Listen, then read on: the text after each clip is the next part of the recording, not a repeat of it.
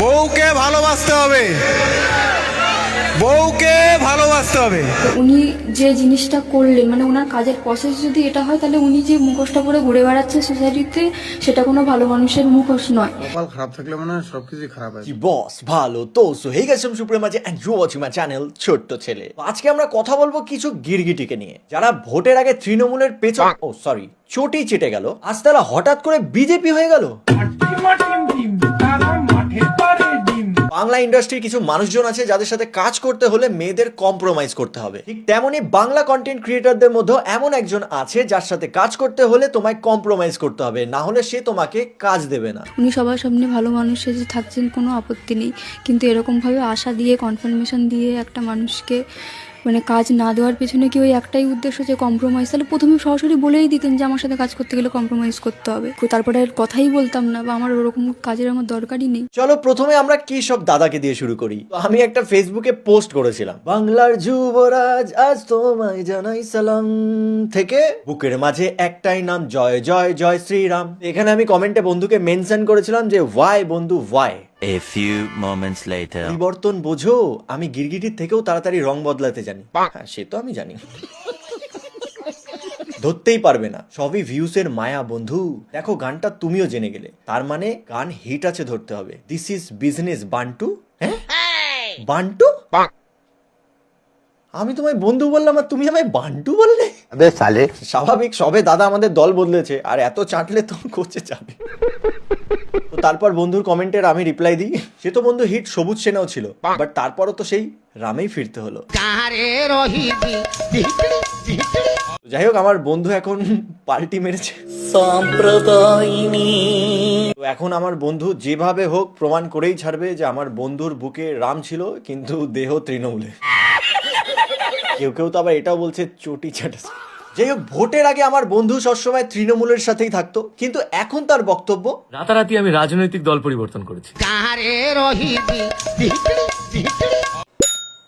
এক মিনিট, প্রথমে কমেন্টে দেওয়া লিঙ্কে ক্লিক করতে হবে, তারপর রেজিস্টার করতে হবে, তারপর কয়েন ফ্লিপ গেমটা খুলে গেস করতে হবে হেড অথবা টেল। এটি একটি প্রিমিয়াম গেম, বাকি ডিটেলস পিন কমেন্টে। চারিদিকে অনেক ট্রোল, অনেকের অনেক পোস্ট আমি দেখতে পাচ্ছি। নমস্কার, আমি কেশব। কিসব? কেশব। ও ওকে।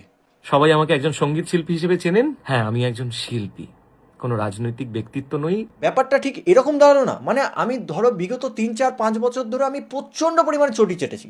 মানুষ যে কেশব, মানে যে কেশব গায়ক নয়, যে কেশব মানুষ কেশব, সেই কেশব শুধু তৃণমূল কংগ্রেসের, সেই কেশব অভিষেক ব্যানার্জি ছাড়া কিচ্ছু বোঝে না। তারপর যখন হঠাৎ চটি চলে গেল আর সবাই তাকে চটি চাটা বলতে লাগলো, দেন তখন সে বলল, কোনো রাজনৈতিক ব্যক্তিত্ব নই, কাগজে কলমে। সে কোনো রাজনৈতিক ব্যক্তিত্ব নয়, কাগজে কলমে। কোথাও কোনো রাজনৈতিক দলের সঙ্গে যুক্ত মানুষ আমি নই। Wake up to reality. যে কেশব গায়ক নয়, যে কেশব মানুষ কেশব, সেই কেশব শুধু তৃণমূল কংগ্রেসের, সেই কেশব অভিষেক ব্যানার্জি ছাড়া কিচ্ছু বোঝে না। কোনো রাজনৈতিক ব্যক্তিত্ব নই, কাগজে কলমে।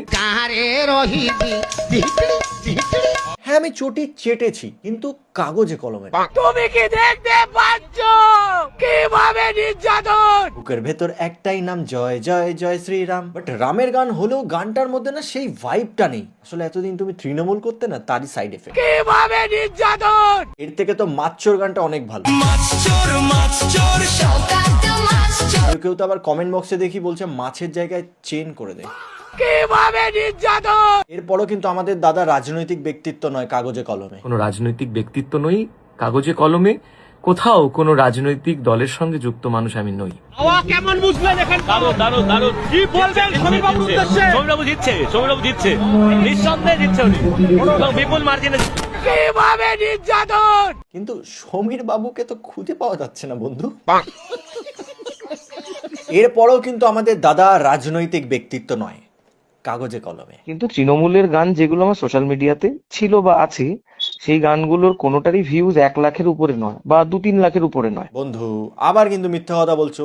ভিউজ হয়তো বেশি না, কিন্তু হিট তো হয়েছে। তৃণমূল দলের যত অফিসিয়াল গান হয়েছে সেগুলো আমার কাছে এসেছে কাজের জন্য, কারণ আমি তো হিট দিয়েছি সে গানগুলো। এই বলছো হিট দিয়েছো, আবার এদিকে বলছো কোনোটারই ভিউজ 1 লাখের উপরে নয় বা 2-3 লাখের উপরে নয়। রাজনৈতিক ভাবে জাজ করার কোনো বিষয় হয় বলে মনে হয় না, কারণ আমি তৃণমূলের কোনো এমএলএ ছিলাম না, কোনো এমপি ছিলাম না, কোনো কাউন্সিলর ছিলাম না, কোনো সভাপতি ছিলাম না। আমি অফিসিয়ালি কোনোদিন তৃণমূল জয়েনই করিনি। কিন্তু আনঅফিসিয়ালি দাদা আমাদের কোচি নেতা ছিলেন। আমি তো কোনো বিজনেস করিনি, আমি তো তৃণমূল ক্ষমতা থাকাকালীন নিজের কোনো সুবিধা করে নিইনি। সত্যি সেক্ষেত্রে গানও তো গেয়েছেন, প্রতিবাদ তো গানের মাধ্যমেই আপনি করতে পারতেন, যে গান তাদের বয়কট করুন। আসলে আমাদের দাদার সেই সময় লড়ার ক্ষমতা ছিল না, তাই দাদা আমাদের চাটতে শুরু করে। মানুষ কেসব সেই কেসব শুধু তৃণমূল কংগ্রেসের, সেই কেসব অভিষেক ব্যানার্জি ছাড়া কিচ্ছু বোঝে না। আমি সেটা বলছি না, তৃণমূলের যে কোনো প্রোগ্রাম তো আপনি বয়কট করতেও পারতেন। মানুষ কেসব সেই কেসব শুধু তৃণমূল কংগ্রেসের, সেই কেসব অভিষেক ব্যানার্জি ছাড়া কিচ্ছু বোঝে না। দেখুন, আমার মনে হয় সেই দলটি আজকে নেই বলে তার নামে আমি কোনো গালিমন্দ করতে চাই না, সেটা খারাপ দেখায়। সেটা মনে হবে যে রাতারাতি একটা মানুষ বদলে গেল দুম করে। কিন্তু এই বিষয়টা তো আপনাকেও বলা হচ্ছে রাতারাতি আপনি বদলে গেলেন। মানুষই তো বদলেছে, যদি মানুষ পাল্টে যেতে পারে তাহলে একটা শিল্পী বদলালে দোষ? তার মানে তুমি স্বীকার করছো যে তুমি পাল্টি মেরেছো, এতদিন চটি চাটতে, এখন আর সেটা চাটবে না। আর বাই দ্য ওয়ে, তুমি বলেছিলে তোমার আদর্শ অভিষেক ব্যানার্জি। আমার রাজ্যের পলিটিক্যালি একটা মানুষকে মানে পাগলের মতো ভালোবাসি, অভিষেক ব্যানার্জি। তুমি রাজ্যে কর্মসংস্থান দিতে পারছো না, কিন্তু বেকারদের জন্য ভাতা দিচ্ছ।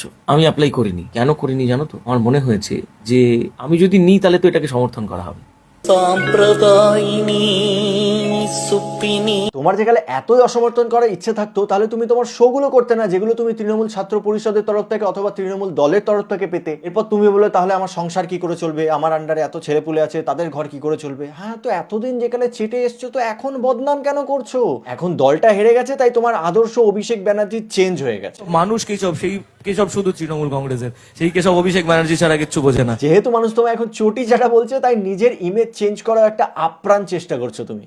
বাট বিশ্বাস করো, মানুষ তো বোকাচোদা নয়, মানুষ তো বোকাচোদা নয়। ভালো হয়েছে বন্ধু টিকিটটা পাওনি, না হলে এই যে মেকআপ গুলো দিচ্ছ না, এগুলোও দিতে পারতেন। যাই হোক, এবার আসি আমাদের কম্প্রোমাইজ দাদা নাং মিডিয়া, বং মিডিয়া। সারা বছর আমাদের দাদা তৃণমূল নেতাদের পা পোত পুটকি সব চেটে খেয়ে ফেললো। রেজাল্ট বেরাতে না বেরাতেই দীর্ঘ লড়াইয়ের পরে বিজেপি সরকার বাংলায়। আমি ছেলেও না, আমি মেয়েও না, আমি হিজড়াও না, আমি একজন লেডি বয়। আর আমার একজন ইনফ্লুয়েন্সার হয়ে, একজন দায়িত্ববান নাগরিক হয়ে কিছু কথা বলা দরকার। আইসে দায়িত্ববান নাগরিক, ওর বাবারে যেই দল পিটাইলো সেই দলেরই ভয়ে পা চাটতে শুরু করলো। কেমন দায়িত্ববান নাগরিক? ভুল করলে ভাই মাথা ব্যথা সহ্য করতে হবে। আর একজন ইনফ্লুয়েন্সার হয়ে, একজন দায়িত্ববান নাগরিক হয়ে কিছু কথা বলা দরকার। কালকে ব্যস্ত ছিলাম মদ খাইতে, না মানে এই ভিডিওটা দেখলেই বুঝতে পারবে।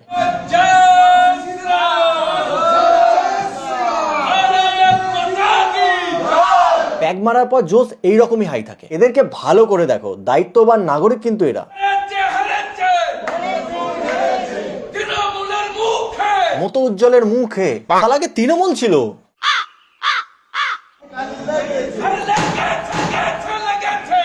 জোশ দেখেছো দাদা? প্যাগ মারা তো হয়ে গেছে, এবার সিগারেটটা খেয়ে নাও, কতক্ষণই বা হাতে ধরে রাখবে। দায়িত্ববান নাগরিক। এলাকায় শান্তি শৃঙ্খলা যাতে বজায় থাকে সেই সূত্রে, কারণ এলাকার প্রতিটা বিজেপি লোক আমাকে রেসপেক্ট করে, বয়স কম হলেও আমাকে সম্মান করে। এই ভিডিওটার পর মানুষ তোকে আরো সম্মান করবে, একবার এসে শুনে দেখবেন। এই কারণেই সম্মান করে যে আমার বাবা পুরনো বিজেপি কর্মী। বাবা পুরনো বিজেপি কর্মী, কিন্তু ছেলে তো চটি চাটা। দেখুন, আমি কোনো রাজনৈতিক দলের সঙ্গে সেভাবে যুক্ত নেই। হ্যাঁ, কিন্তু চটিটা ওর একটু বেশি পছন্দের। টিএমসি যারা শাসক দলে ছিল তাদের সাথে একটা সম্পর্ক তোমরা দেখেছো। হ্যাঁ, দেখলাম। চটি চাটা। তাই বলে আমাকে ভেবেছিল আমি নাকি টিএমসিতে এবার দাঁড়াবো, টিএমসির হয়ে প্রচার করবো। আমি কোনোদিন করিনি। প্রচার নয়, পেট প্রমোশন করেছিস। পাবলিককে জিজ্ঞেস করবো এবার বিধানসভায় কাকে ভোট দেবে। দিদিকে ভোট দেবো। ভোট কাকে দেবেন? তৃণমূলকে দেবো। এবার ভোট কাকে দেবেন? দিদিকে দেবো। সবাই দিদি। বিজনেস সবটা কেউ নেই। সবুজ রং আমার শরীরে কোনোদিন লাগাইনি। শরীরে লাগাইনি, কিন্তু উজ্জ্বলের বিচিটা পুরো সবুজ। বাপরে কেলা, যেই দল কপাল ফাটায় দিল সেই দলেরই পা চাটতাছে। না মানে তুই ছেলে তো। আমার কাছে অনেক অফার আসছে ভাই, অনেক চ্যালেঞ্জিং সময় ছিল। আমাকে যেভাবে টেনেছিল আমি নিজেকে কন্ট্রোল দিয়েছিলাম। কিন্তু মদ খাওয়ার পর শুধু কন্ট্রোল থাকে না। আমি যাইনি ভাই, নিজে খেটে বড় হয়েছি, চেটে নয়। আর একবার বল। নিজে খেটে বড় হয়েছি, চেটে নয়। বাট তোর মুখটাই কেমন চটি চাটা। অনেকে আমাকে চটি চাটাও বলে, আমি চটি চাটিনি ভাই। ও চটি চুষেছে। যদি চাটতাম তাহলে ক্ষমতার পাওয়ার দেখাতাম। কোনোদিন দেখাইনি, দেখাবো না। দেখিয়েছিস তো পাওয়ার, দেখাসনি? রোস্টারদের স্ট্রাইক মেরে ভিডিও উড়িয়ে দেওয়া, কাজু, অ্যান্টি ভাই, এরকম আরো অনেক ক্রিয়েটারদের তুই থ্রেটও দিয়েছিস ইনডাইরেক্টলি। এখন যদি তোমাদের ওই আশেপাশে থানা ফানা যে আছে, পালবাবু অফিসার অনেক বড় বড় লেভেলের আছে, ওদের সাথে একসাথে মানে মানে ওঠা বসা, ঠিক আছে? শাসনের সঙ্গে কতটা ঘনিষ্ঠ সম্পর্ক সেটা তুমি আমাকে রেগুলার হয়তো দেখো না বলে জানো না। বাংলার রোস্টার একটা পরমাণু মুখের সামনে ফাটবে না, গাঁড় দিয়ে চটি বেরিয়ে যাবে, তখন থ্রেট দেওয়া ভুলে যাবি। কপাল খারাপ থাকলে মানে সবকিছু খারাপ হয়।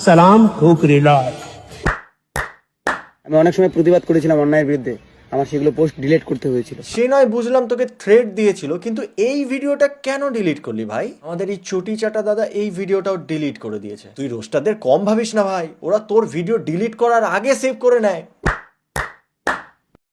আমার ব্যবসা ফোন বাজারের জন্য আমার 6.5 লক্ষ টাকা ফাইন দিতে হয়েছে। আমি শুনেছিলাম নাকি ওটা চিটিংবাজি ব্যবসা, লোকের টাকা মেরে দেয়। শুধু সেটাই নয়, ধামাল আড্ডা খুলেছিলাম, 10 লক্ষ টাকা ফাইন ধরেছিল, 1,30,000 টাকা আমি দিয়েছি। সরকারের জায়গায় ইল্লিগাল ভাবে ব্যবসা করলে তো ওরকম হবেই। কপাল খারাপ থাকলে মানে সবকিছু খারাপ হয়। এই বং মিডিয়া উজ্জ্বল নিজেকে অনেক বড় একটা ডাইরেক্টর ভাবে, তাই মেয়েদেরকে কাজে লোভ দেখিয়ে ইনডাইরেক্টলি কম্প্রোমাইজের অফার দেয়। বিশ্বাস হচ্ছে না? প্রমাণ করে দিচ্ছি। মানে কাজ না দেওয়ার পেছনে কি ওই একটাই উদ্দেশ্য যে কম্প্রোমাইজ? তাহলে প্রথমে সরাসরি বলেই দিতেন যে আমার সাথে কাজ করতে গেলে কম্প্রোমাইজ করতে হবে, তারপরে আর কথাই বলতাম না, বা আমার ওরকম কাজের আমার দরকারই নেই। তো বং মিডিয়া উজ্জ্বলের মেইন টার্গেট থাকে মেয়েদেরকে কাজের লোভ দেখিয়ে হোটেলে ডাকা এবং সেখানে তাদের কম্প্রোমাইজ করানো। আর যেই মেয়েগুলো কম্প্রোমাইজ করবে না তাদেরকে হালকা করে সাইড করিয়ে দেওয়া হয়, ডেটের পর ডেট দেওয়া হয়, বাট তাদের সাথে কাজ করা হয় না। এরপর আবারও নতুন মেয়েদের খোঁজা হয় যারা ওর এই কম্প্রোমাইজের অফার অ্যাকসেপ্ট করবে, তাদের সাথেই বেসিক্যালি আমাদের উজ্জ্বলদা কাজ করে। এর প্রথম প্রমাণ হলো এই মেয়েটি। তো তোমরা অনেকেই চেনো এই যে তোমাদের বং মিডিয়া উজ্জ্বল। তো এনার সম্পর্কে ফার্স্টে আমি অনেক ভালো ভাবতাম যে একটা খুবই ভালো মানুষ, অনেক ভালো ভালো কাজ করে, ভীষণ ভালো মানুষ, খুব দারুণ চটি চাটতে পারে, বউকে অনেক ভালোবাসে। মানে রিসেন্টলি কিছুদিন আগেই বিয়ে হলো ওনার। এত ভালোবাসে কি আর বলবো, সেটা তার বই জানে। প্রথম কদিন কিন্তু এরকম কাজের কথাই হচ্ছিল, ভালো ভালো মাঝে সাঝে কথা বলতো, আবার মাঝে সাঝে কথা বলতো না, মাঝে সাঝে ফোন করতো, ঠিক আছে। প্রথম প্রথম তো কাজের কথাই হবে, বাট ধীরে ধীরে ও কম্প্রোমাইজের দিকে যাবে। আর এসে সিনথিয়া সিঙ্গার তো এখানে, আর ও সিঙ্গিং এর ভূমিকাটা পালন করবে। ও লিড, তুমিও লিড, এন্ড আমিও লিড, তিনটে ক্যারেক্টার। বাট এই লিড রোলটা আই থিঙ্ক পৃথি মণ্ডল করেছিল। যাই হোক, তারপর তো এইভাবে কিছুদিন কথা বলার পর ডেট তো আমাদের চেঞ্জ হতেই থাকছিল, এই ডেটে করো, ওই ডেটে করো। কারণ সোজা সাপটা সে তোমাকে কাজটা করাতে চাইছে না, কারণ তুমি তো কম্প্রোমাইজ করছো না। বোঝো দাদার চাহিদাটা। তো তারপরেও মাঝে মাঝে কিছু কিছু এমন কথা বলতো যেটাতে আমি একটু অকওয়ার্ড ফিল করতাম, বাট ভাবতাম যে আমি হয়তো বেশি ভাবছি এই ব্যাপারগুলো নিয়ে, এটা হয়তো এরকম না, উনি হয়তো ওরকম না। আমি বাট ট্রাস্ট মি, উনি ওই রকমই, কারণ উনি তোমার মতনই আরো একটা মেয়েকে সেম ফাঁদে ফাঁসাচ্ছিল, বাট মেয়েটা সেই ফাঁদে পা দেয়নি। মেয়েটা আমার সাথে কন্ট্যাক্ট করে ফেসবুক পেজে, আর আমাকে সমস্ত কিছু জানায়, সেটা তোমাদের আজকে তুলে ধরবো আমি। কপাল খারাপ থাকলে মানে সবকিছু খারাপ হয়। এছাড়াও আমার একটা বান্ধবীকেও সেম ভাবে ওর জালে ফাঁসাতে লাগে, বাট ও বুঝতে পারেনি মেয়েটি আমার বান্ধবী। যাই হোক, তুমি ক্যারি অন করো, ওকে পরে দেখছি আমি। এরকম ভাবে আমাকে মাঝে মাঝেই কাজের কথা তো বলতো, প্রথম কিছুদিন তোমাদের বলেইছি। তো তারপরে মাঝে মাঝেই কথা হতো, আর বলতো যে মানে হ্যাঁ, স্ট্যাটাস দেখতো, আমার হোয়াটসঅ্যাপ স্ট্যাটাস দেখার পরেই ভালো ভালো কিছু ফটোস দিলাম বা কিছু, তো দেখার পরেই আমাকে ওই কি করছো। এক্স্যাক্টলি, আমার বান্ধবীর সাথেও সেম জিনিস করেছে। ও স্টোরি লাগালেই ওকে মেসেজ করতো, লাভ, নটি, নাং মিডিয়া। তারপর এরকমও টেক্সট করতো, ওই হ্যাঁ বলো, কি করো? বসে আছি। ইউ? আমিও, মনে পড়লো তাই। হঠাৎ আমাকে মনে করার কারণ? কারণ রাত হলেই দাদার মনে পড়ে। এই নাং মিডিয়া উজ্জ্বলকে একটা কথা বলতে চাই। ভাই, তুই আমার বান্ধবীর সাথে নয়, আমার সাথে হিসা মতন কথা বলতিস। প্রমাণ দেখবি? এই দেখ, ওপরে দেখ মিস্টার মাঝি, আর নিচে উজ্জ্বল। অনেক কথা বলেছিস, বাট সবকিছু বলবো না। কল দেবো মাঝে সাঝে, একবার তো ভিডিও কল করে দিয়েছিল, তখন আমার বয়ফ্রেন্ডও ছিল আমার সাথে, সেও দেখেছে। ভাই তুই সিঙ্গেল থাকলে সেটা আলাদা ব্যাপার, ভাই তুই বিবাহিত, ইউ আর ম্যারিড। যদি বা ম্যাক্সিমাম ম্যারিড পার্সন গুলো একটু গাঁড় পিয়াজি বেশি হয়। আর একজনের নাম নেব না, ঠিক আছে। ভিডিও কল করে তো যখন দেখেছিল আমার বয়ফ্রেন্ড আছে, তো ভিডিও কলটা ঠিক আছে এমনি কল করেছি বলে কেটে দিয়েছিল। ঠিক আছে, মাঝে সাঝেই বলতো দেখা করো। আমার বান্ধবীকেও সেম, দেখা করো দেখা করো, কোচবিহারে ফ্লাইট করে দিচ্ছি, এসো একসাথে শুট করব, নাহলে আমি আসছি তোমার কাছে। আমি তো মনে মনে ভাবতাম তুই একবার আয় ভাই। বিশ্বাস করো মাঝখানে এরকমও প্ল্যান করেছিলাম আমি মালটাকে ডাকি। এই পুরো বিষয়টা আরো 4 জন জানতো, তিথি, তুষার আর রণপ্রীতি। তাদেরকে আমি এই পুরো বিষয়টা দেখিয়েছিলাম চ্যাট সমেত। তারা খুব ভালো করেই জানতো উজ্জ্বল কেমন টাইপের ছেলে। এখানে চলো দেখা করো, আমি বলতাম যে ঠিক আছে, তো কাজের জন্য, কাজের কথা বলার জন্য, কাজ হতেই পারে, দেখা করে কথা বলাটা এটা ইটস নর্মাল, খুবই নর্মাল। কিন্তু দেখা করো করো এখানে, ঠিক আছে, তুমি কি বয়ফ্রেন্ডকে ছাড়া আর কোথাও একা একা যাও না? এই পয়েন্টটা একটু ভালো করে নোটিস করো, প্রত্যেকটা মেয়েকেই যাদের সাথে ও কাজ করে তাদেরকে একাই ডাকে, মানে তাদের সাথে যদি কেউ আসে তাহলে ঠিক উজ্জ্বল বাবুর পোষায় না। এবার একা হোটেলে কেন ডাকে সেটা তো বুঝতেই পারছো। তো এটা প্রথমবার না, কিন্তু এর আগেও প্রচুর আমাকে মেসেজ করেছে, ঠিক আছে। তো সেদিনকার আমাকে এরকম হোয়াটসঅ্যাপ একটা স্ট্যাটাস দেখেই আমাকে টেক্সট করা হয়েছিল। আমি যখন ওই লিখেছিল আমি তখনই দেখলাম যে আমার স্ট্যাটাসটা সিন করেছে কিনা। তো দেখার পরে কিন্তু আমাকে ওই লিখেছে, এলাম হ্যাঁ বলো কি করো, বলার পরে দেখতেই পাচ্ছ যে এখানে ফোনটা কিন্তু আমাকে করে দিয়েছে অলরেডি, যে তোমাদের বলছিলাম। বোঝো ব্যাপারটা, দাদার তো একটা চাহিদা আছে নাকি, তাই করে ফেলেছে কল। খুব কপাল খারাপ তোমার এঞ্জেল প্রিয়া, এমন একটা লয়াল বর পেয়েছো। বউকে ভালোবাসতে হবে। তুই কতটা ভালোবাসিস দেখছি তো। তো লিখেছিল কথা আছে, আমি বললাম যে এখন আমি কোথাও ধরতে, বলছে নেশা হয়েছে এখন বলতে পারবো, মানে এমন এমন কি কথা যে নেশাতে বলতে হবে। ওই দাদার চেতনা জেগে গেছে, দাদার সামলাতে পারছে না। বাইরে এসে ফোন দাও, ঠিক আছে, আমি বললাম না পসিবল নয়, ঠিক আছে। লিখেছে বাথরুমে এসে 2 মিনিট বলো, মানে বাথরুমে গিয়ে কেন আমি কথা বলতে যাবো, কি এমন কাজের কথা যেটার জন্য বাথরুমে গিয়ে বলতে হবে? আসলে আমাদের দাদাও তখন বাথরুমেই ছিল। চলো দাদা চ্যাটটা পড়ি। মেয়েটা লিখেছে না গো এখন পসিবল নয়। উজ্জ্বল বাবু বলছে বাথরুমে এসে 2 মিনিট বলো, এত রাতে আমি কল করতে পারবো না। তখন উজ্জ্বল বাবু বলছে তুমি এত বোকা কেন, বোঝো না কিছু? মেয়েটা বলছে আমি বোকা না, ওপেনলি বলতে হবে, তাহলে একটু ট্যালেন্ট নিয়ে কথা বলো। Openly reaction. যাই হোক, এই ভিডিওটা পুরোটা দেখতে পারলে তোমরা বুঝতে পারবে যে নাং মিডিয়া উজ্জ্বলের অ্যাকচুয়াল ইন্টেনশন কি ছিল, যদিও বা তোমরা বুঝতেই পেরেছো। এবার তোমাদের বলি, এই সেম টাইপের আরো একটি মেয়ের সাথে একই জিনিস করে। তো মেয়েটি আমাকে টেক্সট করে বলে হাই দাদা, আপনাকে বং মিডিয়ার ব্যাপারে কিছু বলার ছিল।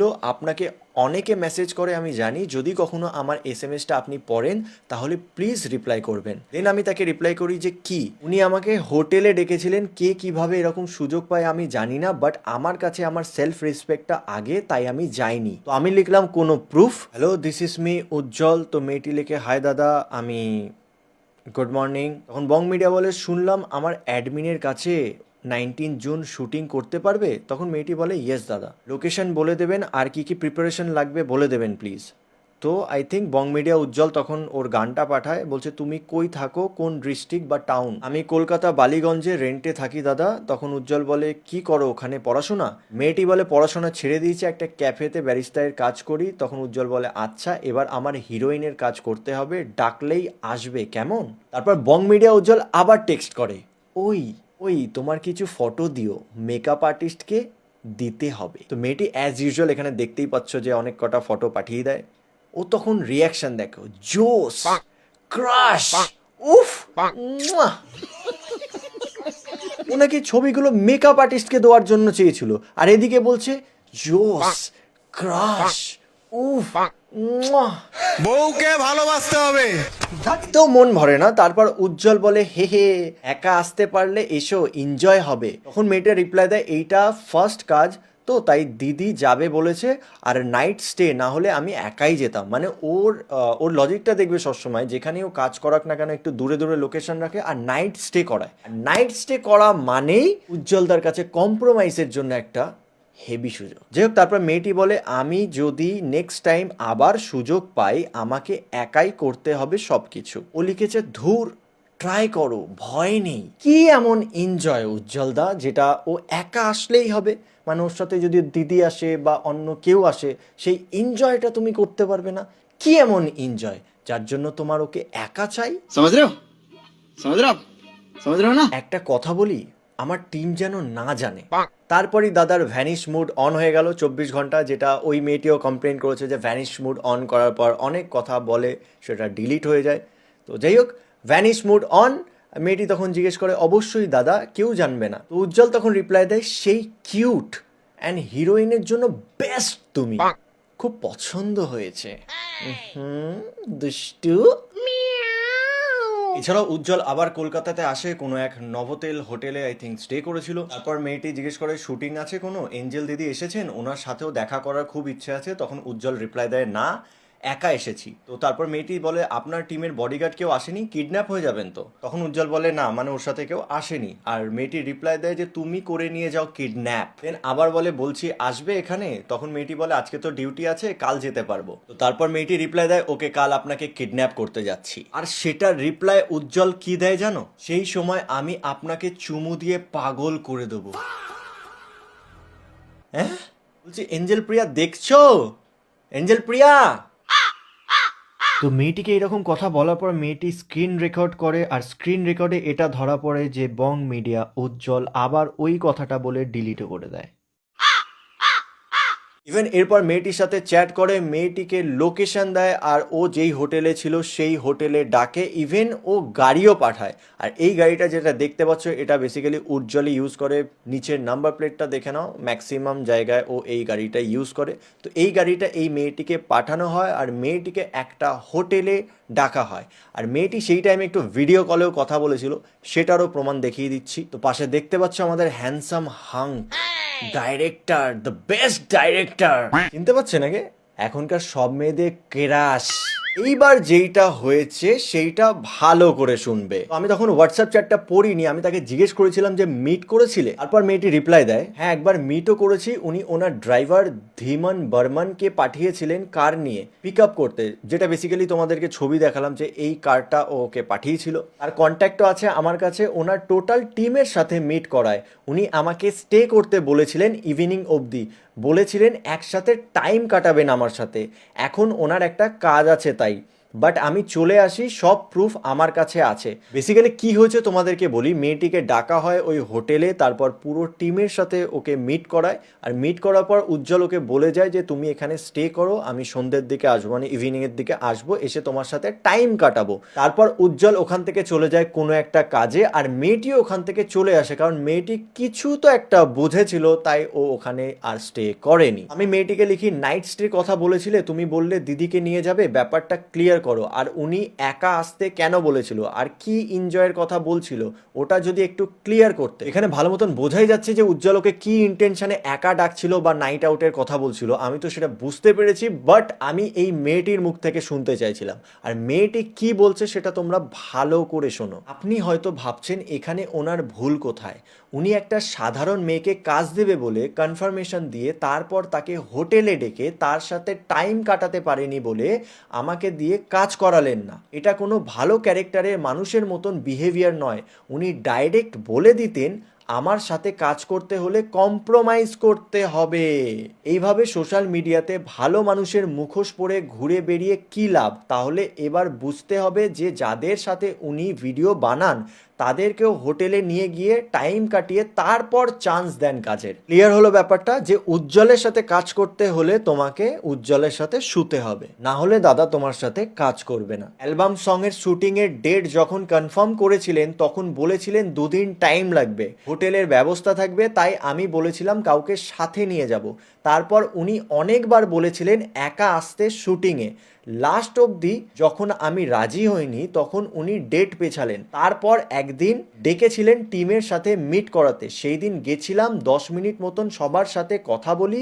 তারপর উনি বলেন এখন ওনাকে বেরাতে হবে, টিমের সাথে কোনো কাজ আছে, বাট আমি যেন ওখানে স্টে করি ইভিনিং অবধি। উনি ফিরে এসে আমার সাথে টাইম কাটাবেন, বাট আমি চলে আসি। তারপরও নর্মাল কথা বলার চেষ্টা করেছি কাজ নিয়ে, বাট উনি বেশ কয়েকদিন পর আবার বলেন মিট করতে, আর একটা হোটেলের লোকেশন পাঠালেন, বাট আমি যাইনি। ক্লিয়ার হলো সবার কাছে ব্যাপারটা? নাং মিডিয়া দাদা অনেক সমাজ সেবা করেন, খুব গরিবদের হেল্প করেন, অনেক ভালো মানুষ, আমি মানছি সে খুবই ভালো মানুষ, কিন্তু দাদাকে তুমি যদি শুতে দাও তাহলেই দাদা তোমার সাথে মিউজিক ভিডিওর কাজ করবে, না হলে কিন্তু তুমি কাজ পাবে না। আমি গ্যারেন্টি দিয়ে বলতে পারি উজ্জ্বলের সাথে আজ পর্যন্ত যতগুলো মেয়ে কাজ করেছে তার মধ্যে খুব কম মেয়ে আছে যাদের হয়তো তার সাথে শুতে হয়নি। ইভেন আমারও একটা বান্ধবীকে ও বারবার ডাকতো, মিট করো না, মিট করো না, মিট করো না। অলরেডি ডিপি দেখেই দাদার অ্যান্টেনা নড়ে যায়, আর তারপরই দাদা বলতে থাকে ডিপিটা সেই মিট করি, চলো না ইয়ার, করো না মিট,